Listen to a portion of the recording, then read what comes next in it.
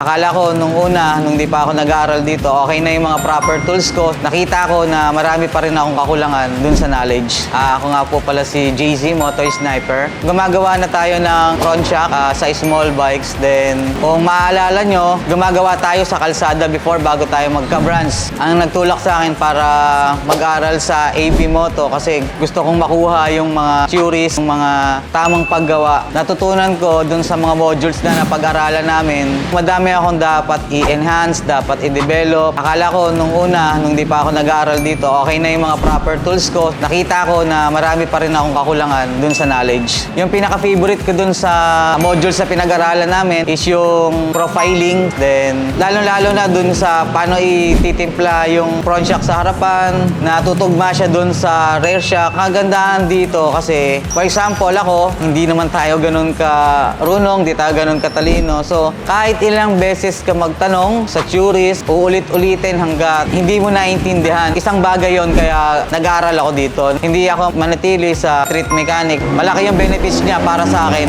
Kaya naman ako nandito para ma-improve kung paano tayo mag-assist sa mga customer natin as world-class service pagdating sa suspension tuning.